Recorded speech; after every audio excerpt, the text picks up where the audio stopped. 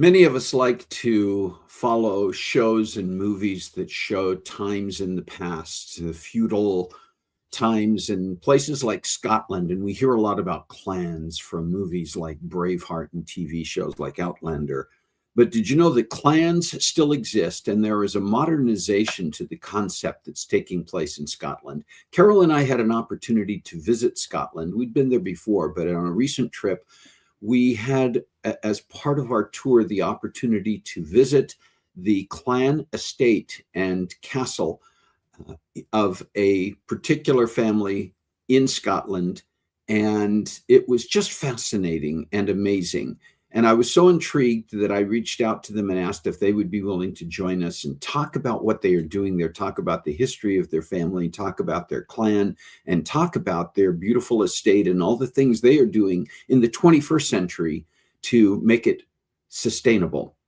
So put on the brakes, grab a cup of coffee, and join the conversation because it's time for Coffee Breaks with Steve.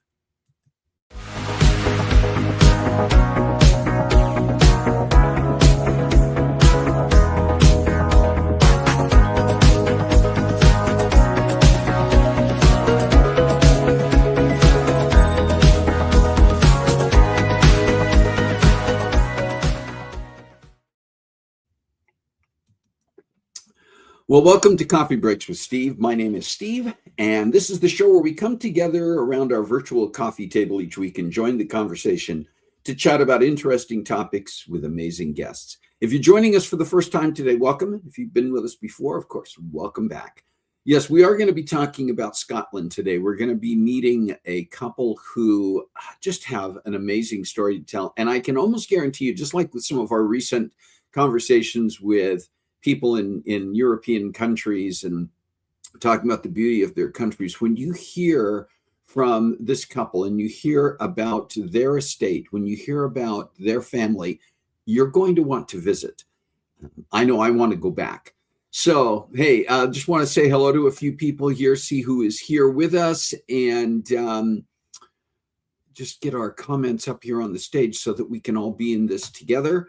And I see Shalane is here. Good, nice shirt. I assume you're matchy. Yes, I am matchy, and I'll have pictures up on Facebook later, Shalane. So you can, that's part of the reason I'm doing this. Shalane got after me last week because I wasn't posting enough pictures of my holiday-related attire on Facebook so that she could share with coworkers and friends. So I started doing that on a daily basis, and I will again today.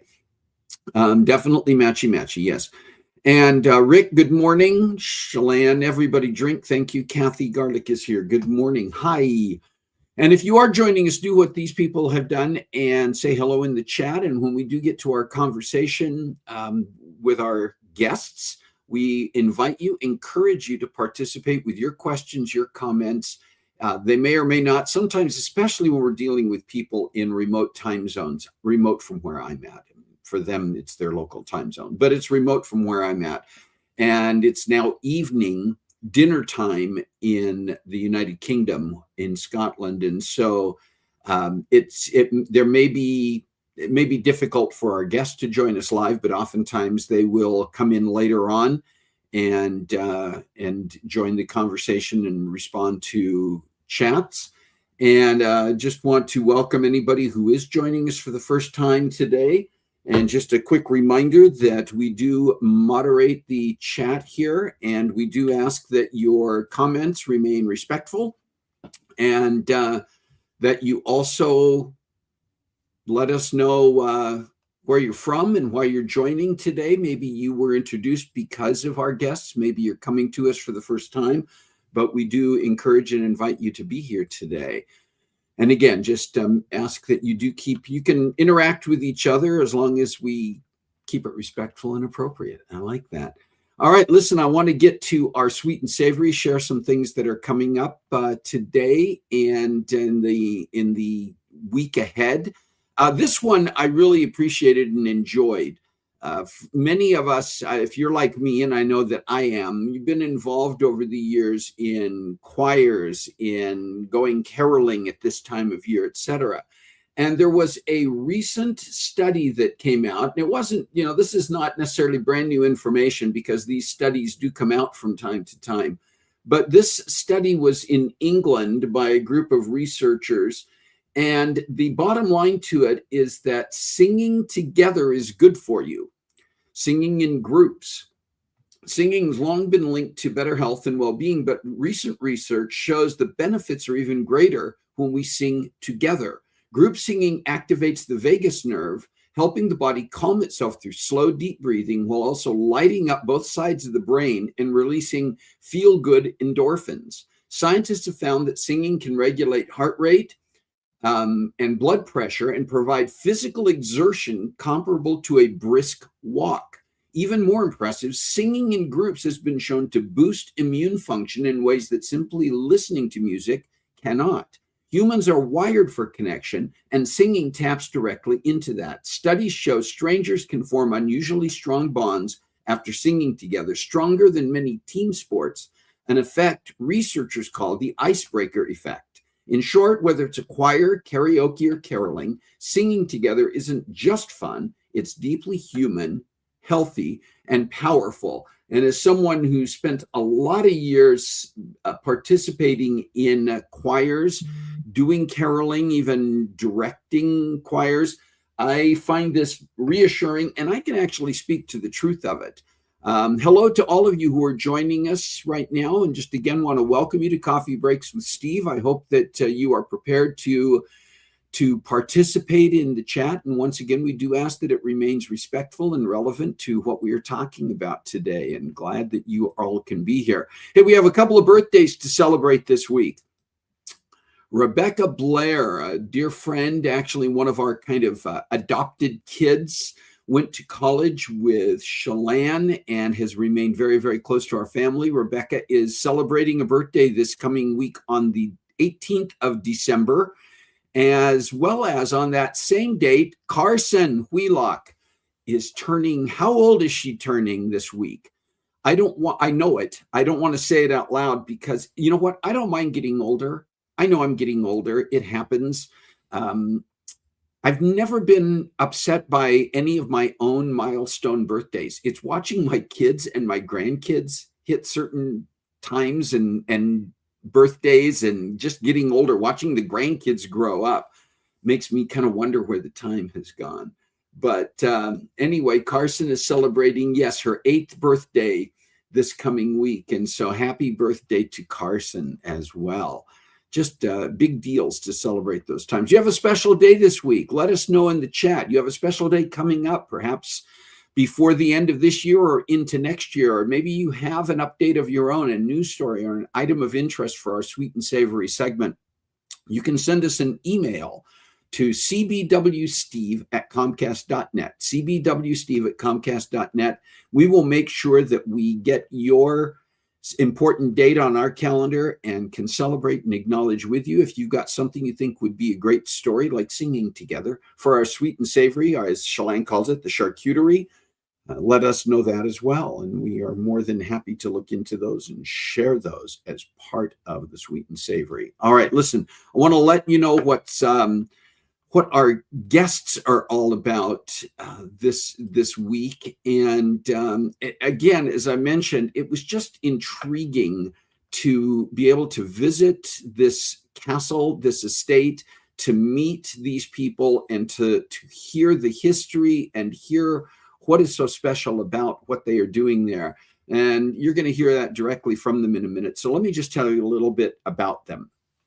Simon Douglas Houison Craufurd of Craufurdland in Braehead is the 29th Laird of Clan Craufurd.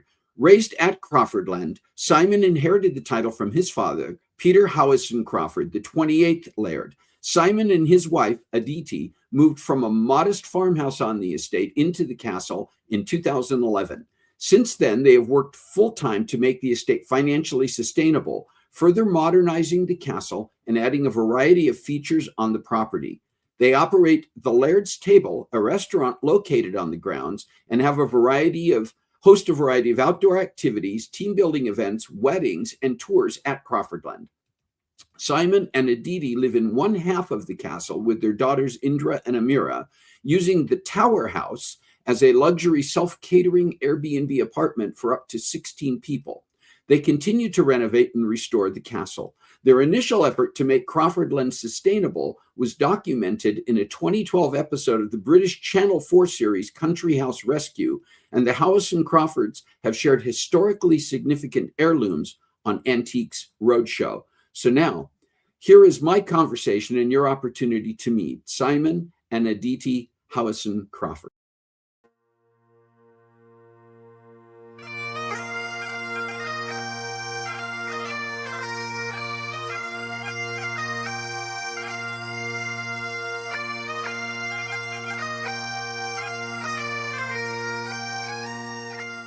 Simon and Adity, welcome to Coffee Breaks with Steve, and thank you so much for taking the time to join us here. Not at all. It's our pleasure, Steve. Love to see you again. Yes, thank you, and you as well. And I think the beginning point here is for people to get a bit of an understanding about the history of the Craufurd family and of Craufurdland itself, the castle and the estate, and just a little bit of the background in history. Over to you. Okay. So I'm the 29th generation of Crawfords that have lived here at Craufurdland. So our family have been here on this bit of land since 1245, having inherited through Sir Reginald de Craufurd, and a few generations further back, we go back to a guy called Thorlongus, who was at the Battle of Hastings in 1066. So we can trace ourselves all the way back to him. So which is quite an amazing thing to be able to do, I guess.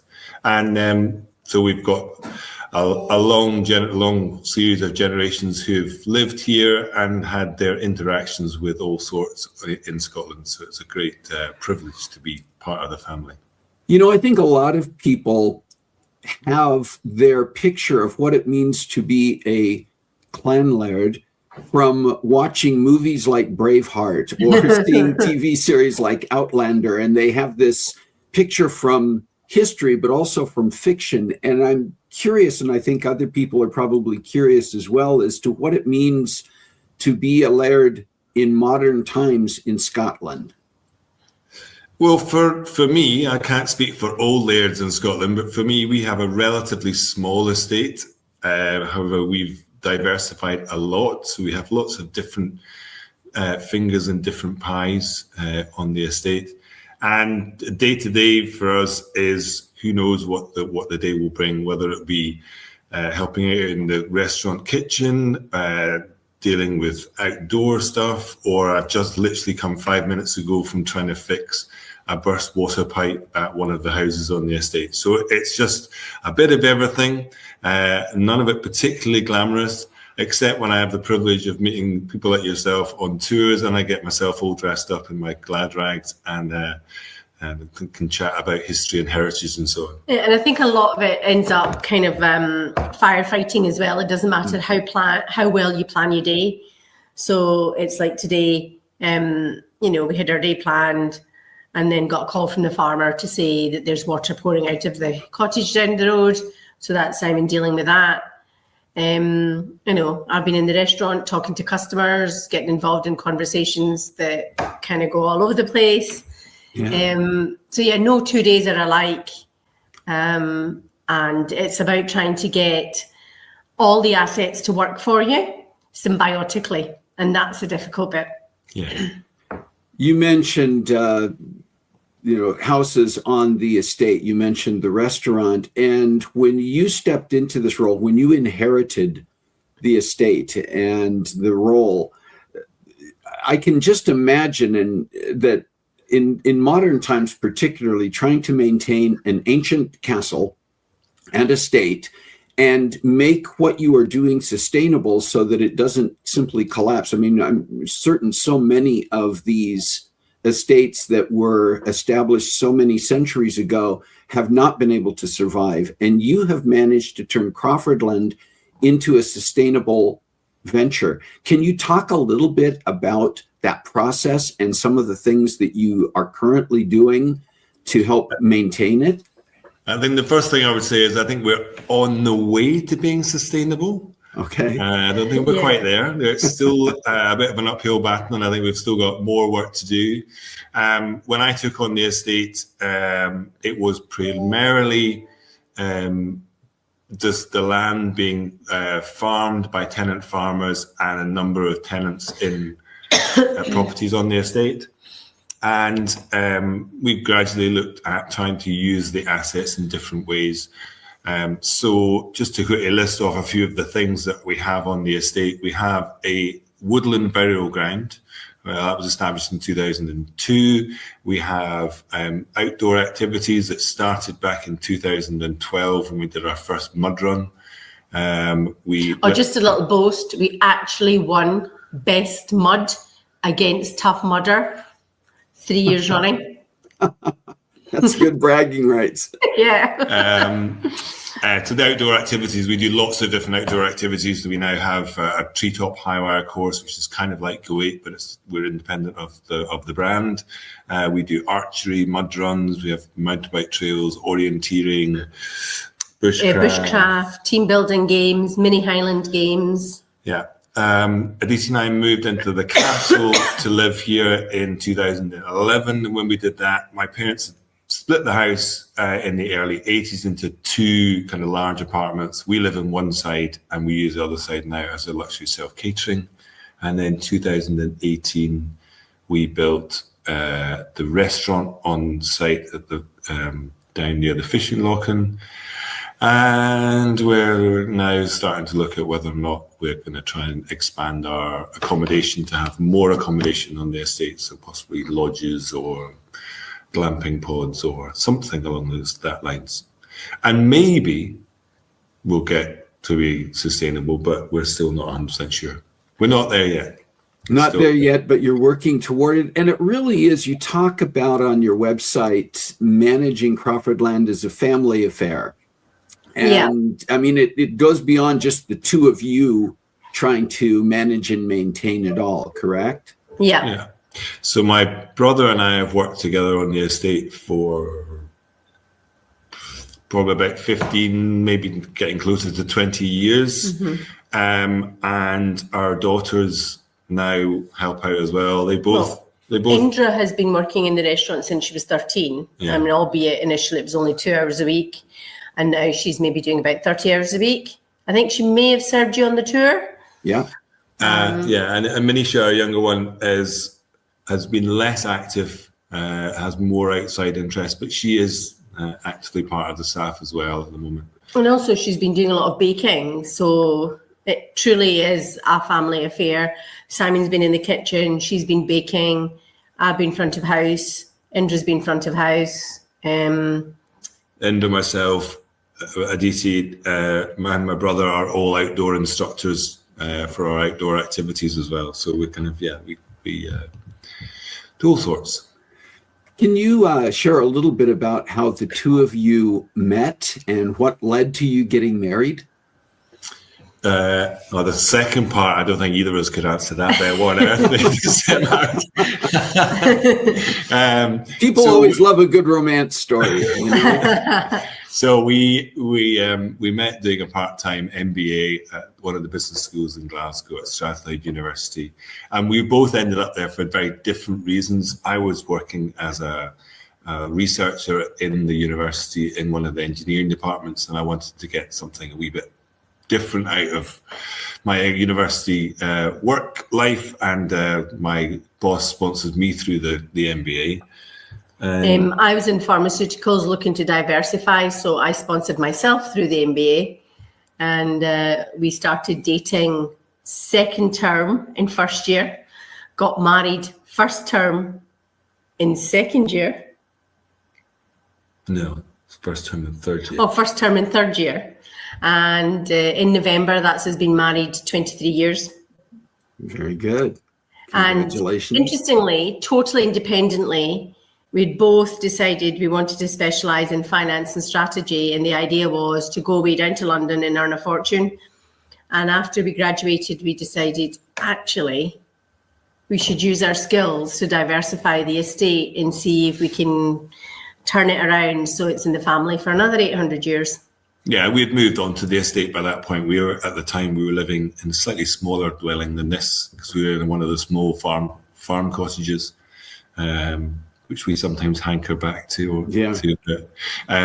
So we were very much, we were living the country life, and we wanted to continue that. Aditi, I'm going to address this one to you, although both of you can answer this, but there are significant challenges in maintaining a home that is a centuries-old castle, essentially, and trying to keep it up and trying to make it cost-effective. Can you talk a little bit about some of the challenges and some of the things that you do to address that? So I think you guys have a similar, so we're what's called a fully A-listed building, which means basically the only thing we can really do is change the colour of the walls. Anything we add needs to be able to be removed again. So we can't structurally change anything here.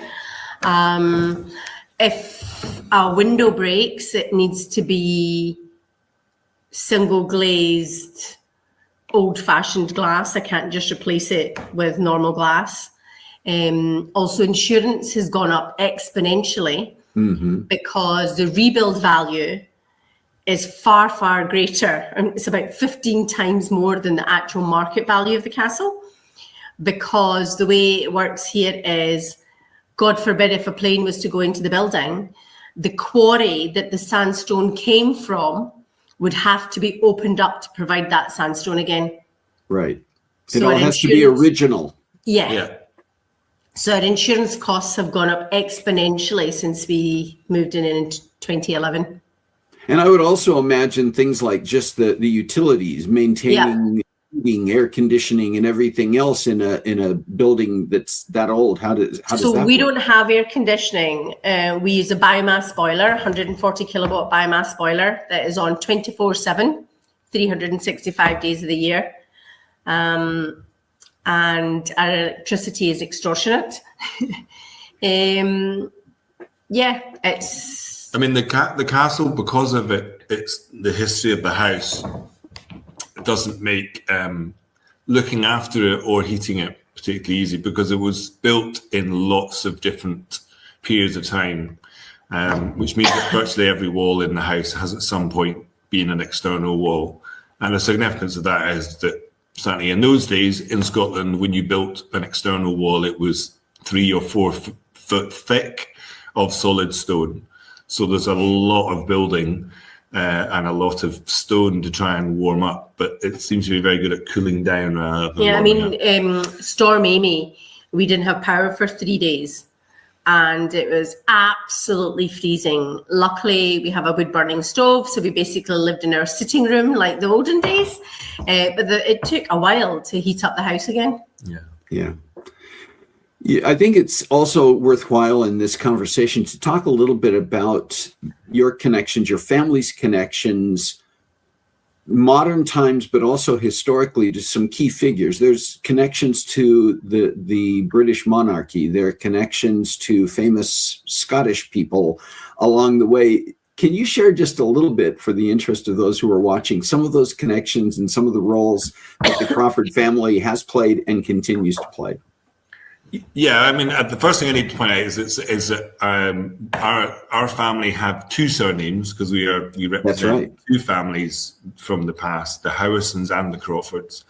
The Houisons have probably the best story and the most amusing or coveted connection with the past, and that's through an ancestor of mine called Jock Houison. I will shorten the story a little bit, but long story short, he saved King James V of Scotland's life from a murderous attack on a little bridge called Craman Bridge just outside his house. And for that, the king gifted him the land that he farmed. And you fast forward a couple of centuries, Sir Walter Scott Laird then kind of arranged a ceremonial position for the Houisons, that they washed the hands of the monarch, and that was first carried out in 1822 for George IV, and it's been carried out for every monarch since, bar one, because we haven't yet got a date in King Charles's diary, but my father had done it twice for the late Queen and her father, George VI. So that's probably the coolest one. But I'm also a member of the Royal Company of Archers, which is a family tradition. We know that at least 4 generations have been members of the Royal Company of Archers. And the significance of that is that the Company of Archers are the monarch's official bodyguard in Scotland. So for ceremonial purposes, we are on duty and do guards of honour and that type of thing. And for me, probably the highlight of my duties that I've done over the last 17 years was I stood vigil at Queen Elizabeth's coffin when her body was laid in state in St Giles Cathedral in Edinburgh. So yeah, that's quite an amazing experience. Is there? I mean, do stop me when you get bored of this, because no, not bored. And I can, if I just move my laptop ever so slightly, and I'll say that guy here. Yeah. This is Archibald Craufurd, and Archibald was born in the 1513. He was a second son of the family, went to the church as a priest, and he was armourer and private secretary to Queen Mary of Guise, who's the wife of King James V. And then after she passed away, he continued as archer and private secretary for her daughter, Mary Queen of Scots. And we actually have the original letters from Mary Queen of Scots within the archives here in the castle. So yeah, some quite cool connections, and there are more, but yeah, a lot more. But that's all right. We leave some things out there so that people want to follow up on their own too. Absolutely. Aditi, we're hearing a lot about the Houison and Craufurd background, Simon's family, but your upbringing was much different, I assume. Yes, so I was actually born in India, and my dad left India in 1971 to come to Britain to do his PhD. We didn't see him for 5 years at all because in those days flights were expensive. And we joined him in 1976 and have been here ever since. So I'm bilingual. As most families in India from educated families tend to send their kids to convent. So I was sent to a convent. My education was in English, but as a second language. So when I arrived in Britain in age 9.5, it was very interesting because I spoke old-fashioned schooled English. But as you can tell, I've adapted fairly well. I now have a very Scottish accent. So yeah, it was very different. It took a wee while to get used to living here and the ways here. I think for the first 2 years, my dad used to come home and find us all crying, wanting to go back to India. So yeah, very, very different upbringing to Simon's. But what is interesting, and I think I told this story to some of the guests in the Trafalgar tour, was the one thing we found with Simon and I getting married was how people are actually looking for connections that they have in common with each other. And it's the politicians of the world who try to divide us. So when we went to India, I'm from a very conservative part of India. It's still all arranged marriages, and my aunt was a gas that had married out. But interestingly, they wanted to know what Simon did. Engineer, so that was met with approval. Lecturer, that was met with approval. And then the final question was, what does his father do? And I said, he's a landowner. And we were landowners back in India. And it was interesting because the response then was, oh, she's married in the same background as us. And it no longer mattered that I had married out because my extended family's opinion was, my parents weren't bothered, but the extended family was that the values of people around the world is the same. And as long as your values are the same, that's what connects you. Mm. I love that. Yeah, very different upbringing. Yeah. Do each of you have a personal favorite place within the castle or on the estate? Me personally, I love, we have a small river that runs down at the bottom of the hill below the castle. When I get the chance, I love to take the dog to walk down there and just listen to the river as it kind of, what's the word? Babbles along. Babbles along. It's just, that's my place of solace. I love that. So outside of the castle, that's definitely my favorite place. And I guess inside the castle, the library is probably my favorite place, but I try and avoid going in there too often because I get lost. I pick up a book, and that makes me pick up another book, and I can while away a lot of time doing something not very useful. So I try and avoid that if I can.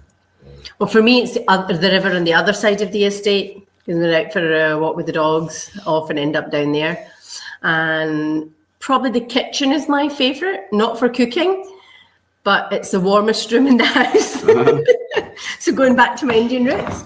And also it's where we tend to kind of gather as a family. So I would say the kitchen is my favourite room in the house for that. Heated floor as well. And heated wet underfloor heating. Simon put that in. Nice. Very good. Especially just now when it's cold. Take your shoes off, put your feet down, and it's nice and warm. How do you think your personalities and styles as individual differ between the two of you, and how do those complement each other in managing your family, your home, and your business? I'll let you go first. We're very opposite. So I would say I'm the fiery one. I'm the one who's likely to get wound up more. And Simon's the calm, diplomatic one. So we're kind of yin and yang. And even work-wise, we complement each other. Simon's rubbish with detail, whereas I notice details. It's like when it comes to presentations, I can literally say to Simon 2 minutes before a presentation, "Oh, I forgot, I've got that presentation to do. Can you cover for me?" No problem at all. If you said that to me, I'd be beside myself. So I need to do a lot of prep beforehand. Never ever stick to the script, but as long as I know my subject, I'm fine. Whereas Simon is really good at winging it. Yeah, but to the contrary, Adity will walk into the restaurant and see customers sitting at a table, and she might go, "I think I've seen them once before," but she'll walk over and within 30 seconds is in some embroiled conversation about something, and I find that side of things very, very difficult. So the kind of going and networking with a group of people that you maybe know, maybe don't know, I don't find that easy at all. But the performing in front of the crowd, love that, that's good. And I tend to be the one who comes up with all the wacky new ideas of what we should do. The eternal optimist. And Adity is far more pragmatic and will look at things and go, yes, however, how are we going to do that or that? And a bit more realistic. I wouldn't say she's a pessimist because she's not. She's just a bit more but compared to Simon, I feel like the negative Nelly. You know, I was saying to our team, I feel like the Wicked Witch of the West compared to Simon. Well, if people would like to find out more about the history of the Houison Craufurd family, if they would like to find out about Craufurdland and the opportunities to come and visit and to stay or to take advantage of some of the things that you offer on the estate, where can they find that information? Our website. Our website is the best port of call for that, but we also engage in Instagram and TikTok and Facebook. As well, but yeah, we tend to try and mostly you would find all the information about it on the website. We're going to post all of those on here and give the links. But do you want to share what that website, where they can find the website address? Yeah, the trouble is that we spell our name funny, so it's craufurdland.co.uk, but we spell Craufurd CRAUFURDLAND, and just because people will want to know why we spell it wrong, we spell it the old Scots way.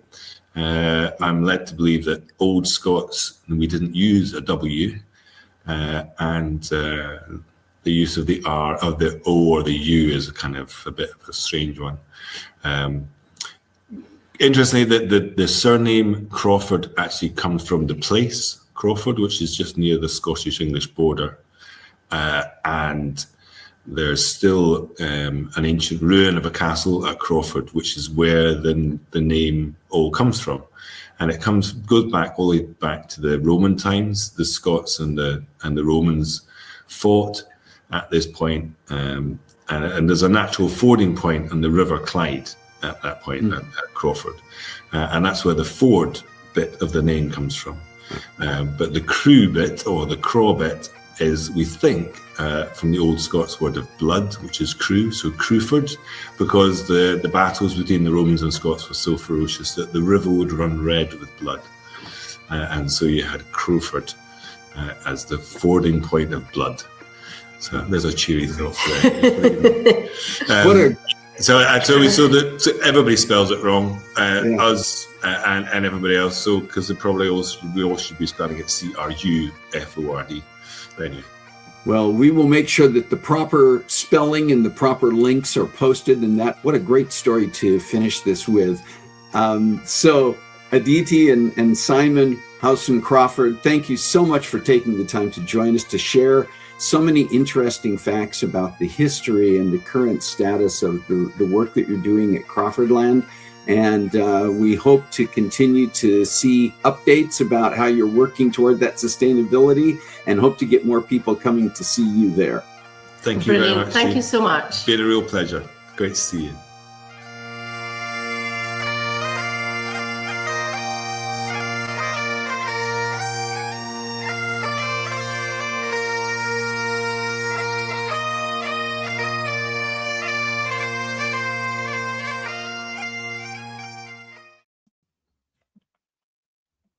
All right. Charming, right? I mean, and so informative and so down to earth. You know, we often, I think, make assumptions when we hear about people being lairds or lords or nobility of some type, that they're going to be on some big ego trip and above it all. And these people are so down to earth. And part of that has to do, obviously, with the background. Part of it has to do with the fact that living the way that they live, while it may look glamorous from the outside, is really a lot of hard work. I mean, they obviously enjoy so much of what they are doing, but it is not a sit back and on your laurels and let life happen. It is making life happen every day. The other thing, and by the way, I think when I introduced, I gave the wrong name for one of their daughters. Their daughters are Indra and Manisha, and we had an opportunity to meet both of them, and just seeing what the whole family working, the girls working in the restaurant. They're not getting a silver spoon. They are having to work to sustain, and, you know, had an opportunity to talk to Simon and Adity about how they're raising their daughters when we were there visiting with them. And it really is very much a realistic, down to earth. They're not getting anything handed to them. They are not going to automatically inherit some special privilege. Their schooling right now is based on learning what hard work is about, and so is day-to-day life. So I so appreciate that. I appreciate that Simon and Adity were willing to take the time. Enormously busy schedules, as you can imagine. And even a few minutes before we recorded this, dealing with an issue on the estate, daily, just even trying to make arrangements to record the episode, and things would come up, and just trying to work around it. In addition to working around time zone differences, working around their schedule, their full-time work schedule, with so many events taking place and things that they're still looking at doing on their property in order to make what they are doing sustainable, and not just for themselves, but for generations to come. And that, to me, is also a sign of people who understand what they're doing. You can find, we mentioned in the introduction, that they were have been featured on a couple of British shows. You can find them on YouTube if you do searches for Craufurd. I believe that easy enough. But Country House Rescue, which was done back in 2012, just a few months after they moved into the house. And they were at a point of being a few months away of moved into the castle as their home. They were a few months away from becoming insolvent and not being able to keep the property. And they were just trying to put it into and keep it in repair.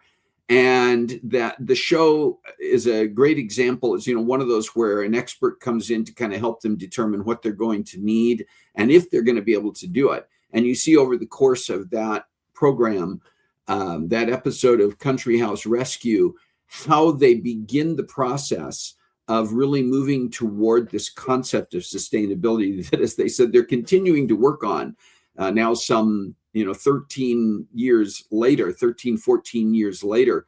And you can also see an episode, which I think is somewhat more recent, of the family appearing on an episode of Antiques Roadshow, where they take the items that were used going all the way back to the 1800s. You saw pictures of that they are still using today to do that royal hand washing with the monarch, the reigning monarch of Great Britain. And there is an episode where the Houison Craufurds take those items and have them assessed by an expert, and the expert's reaction to it, with the background, the history, the provenance, is fun to watch as well. So take the time to do that. And yeah, I'm very much of the opinion that if opportunity ever permitted, it would be something of a big wish. I would love to go back. We were only able to spend part of a day at Craufurd with Simon and Adity, and we did have an opportunity to have dinner at the Laird's Table restaurant. All of it was just amazing. We got a partial tour of the castle, just a handful of the rooms, but I would love to go back. I'd love to stay, if I could, in the Tower House there, Airbnb. But I'm curious for any of you, did this prompt you to go, okay, I've never been to Scotland, but just seeing this, I would want to go there. If I did go to Scotland, I would definitely want to get to Craufurd, and I would want to take advantage of the cool things that they're doing on their property. Just be curious to know if this conversation caused that kind of appeal for you. While we're doing that, while you're commenting on that, I would love to share with you what's coming up. And we are reaching the end of the year for Coffee Breaks with Steve. We have a very special episode next week, as we are literally going to be wrapping up 2025 with next week's episode. And it happens that it is our 300th episode next week.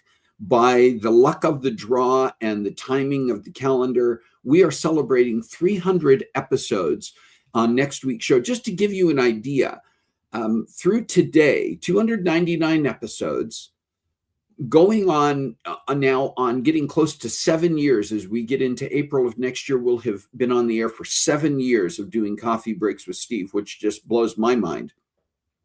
299 episodes through today's show. 168 of those episodes have been episodes with guests, not just me alone on here chattering. And 113 individuals have joined this show one or more times. 113 people have taken the time to come on this show at least once, and in some cases, more than once, multiple times even. So next week, 300th episode, Carissa and Shalane will be joining me, and we've got some special things planned that I think you'll enjoy, some ideas that we worked on and that are getting prepared for next week. It'll be a lot of fun as we celebrate, and please join us for that episode. And then just to let you know that we're taking the next couple weeks after that off for the holidays. My family gets into town, and I want to be able to spend time with my family. I want to give you time for your family, your events that take place during the holidays. And so we will not be on the air on Saturday, December 27th or Saturday, January 3rd. We will be back on Saturday, January 10th, 2026 with a brand new episode. But we hope that you will tune in next week and have this little 300th episode party with us, and then be back with us after the first of the year when we continue on with amazing conversations and guests. What are the topics that you'd like to discuss? Who are the guests you'd like to see us bring on to the show?